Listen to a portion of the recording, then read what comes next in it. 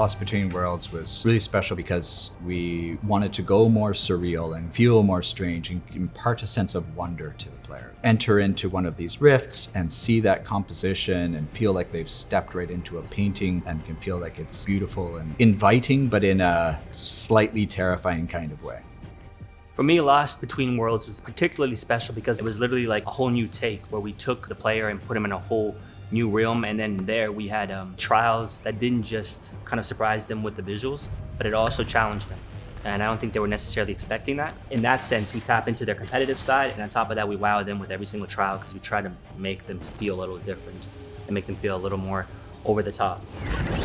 As we take these very, very different ideas for games, like a level where you're completely in the dark versus a level that you're running down a mountainside away from an unknown enemy, or a level where you're swimming under the ocean. Taking all these different scenes and finding a way to tie that all together so that they feel like they're all one game. Then we use that wrapper to influence all the different parts of the production to make sure that all these wildly interesting and disparate ideas all felt like they were all part of one game and felt like they were one idea together.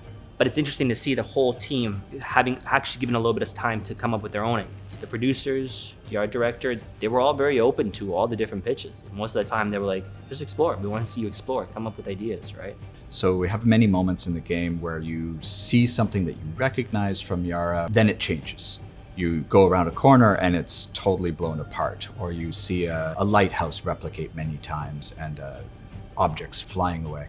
You know, we wanted to get that feeling of familiarity, but it's totally different. The overall landscape and everything there is designed to feel like there's variety, feel like it's part of the gameplay, not just set dressing. And on top of that, focus on trying to make this memorable on all aspects. In this case, it was like, how are we really gonna make the visuals unique?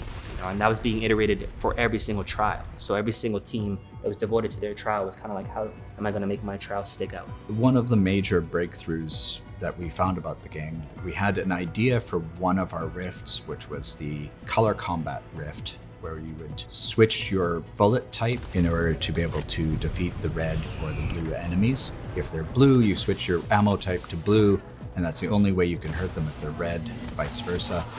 It made for a very fun form of gameplay where you're constantly switching the type of ammo that you're using. So we had to discover the shape language itself. It first seemed simple, but these are large chunks of crystal that are 90 degrees. And then you have these sheer little spikes on the red ones, right? And just doing that alone kind of made the concept come to life. Eventually we ended up landing on something that was very unique creature design for each archetype. Each creature was a metaphor for the role that they would play in the game.